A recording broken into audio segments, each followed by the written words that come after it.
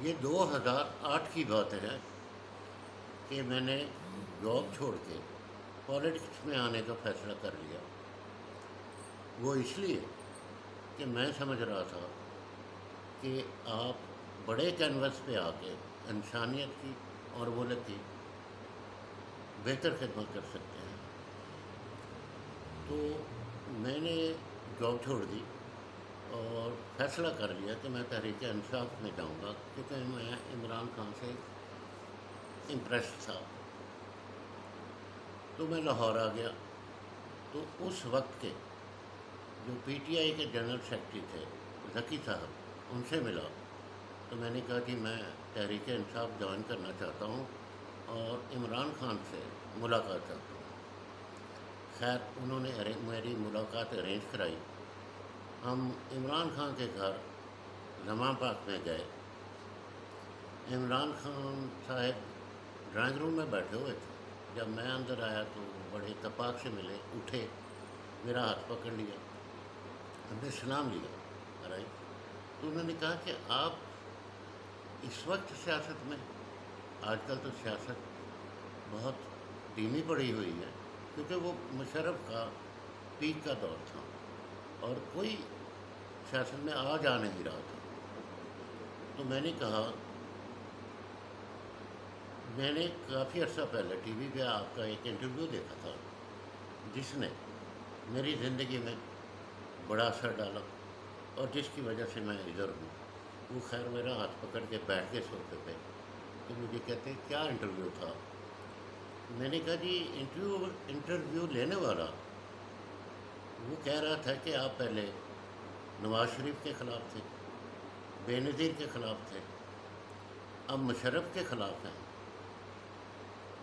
تو سیٹ آپ کے پاس ایک ہے۔ تو ہم سمجھے کہ سیاست میں ایک اور اصغر خان آ گیا ہے۔ میری یہ بات سن کے عمران خان صاحب مسکرائے اور پوچھا کون انٹرویو لے رہا تھا؟ میں نے کہا جی وہ تو میں بھول گیا ہوں، لیکن آپ انٹرویو دے رہے تھے۔ پھر اس نے جو آپ سے دوسرا سوال کیا کہ اس نے کہا کہ آپ بڑے ریناؤنڈ کرکٹر تھے، بڑی آپ کی ریپوٹیشن تھی، اور سیاست کے خارزار میں آ گئے ہیں، سیٹ ہے آپ کے پاس ایک، تو آپ کو ایسی سیاست سے ملے گا کیا؟ تو آپ نے کہا کہ میرا جواب تو وہی ہے جو قائد اعظم نے سن 40 میں کانگریس اور مسلم لیگ کے الیکشنز کے بعد، جس میں مسلم لیگ کو ایک سیٹ ملی تھی، ایک ایسے ہی سوال کا جواب دیا تھا۔ ان سے بھی کسی نے پوچھا تھا کہ جناح صاحب آپ تو بہت مشہور وکیل تھے، بہت کما رہے تھے، اور اب سیاست کے خارزار میں آ گئے ہیں، اور جس طرح کی آپ سیاست کرتے ہیں تو سیٹ آپ کے پاس ایک ہے، ایسی سیاست سے آپ کو ملے گا کیا؟ تو قائد اعظم نے کہا میں لینے دینے کے لیے تو سیاست کرتا نہیں ہوں، میں تو اس لیے کرتا ہوں کہ کل کلام جب میں اپنے رب کے حضور پیش ہوں تو میرا خدا مجھے دیکھتے ہی کہے well done Jinnah, you did the best. میرا بھی یہی جواب ہے۔ میں نے عمران خان کو کہا، وہ بہت خوش ہوئے۔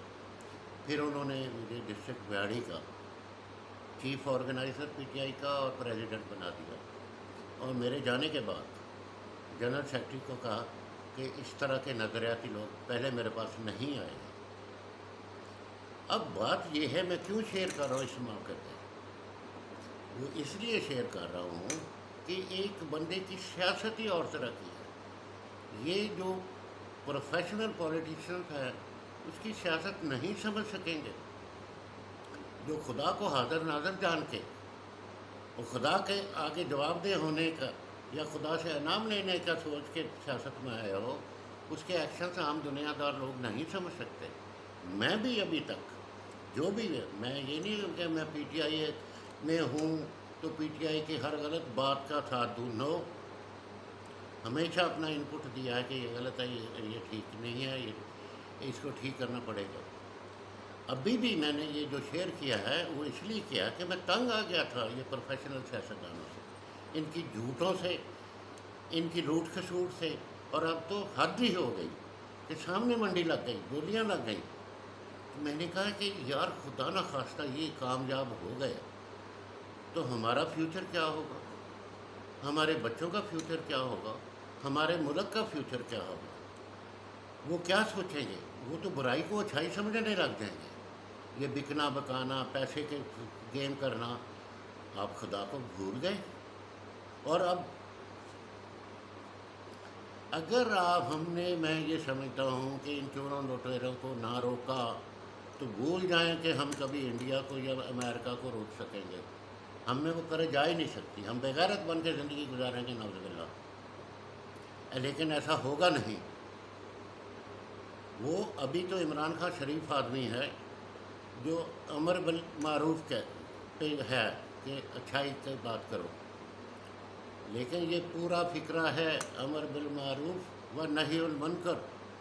جس دن نہی المنکر پہ آ گیا عمران خان، ان سارے جو کہتے ہیں نا، جیسے ابھی کسی ایک کھڑ پینچ نے کہا کہ سیاست میں دین کو لانے والوں کا کوئی مستقبل نہیں، ایسے بندوں کی ٹکے بوٹیاں ہو جانی ہیں. اور ابھی یہ کچھ ہی دیر کی بات ہے.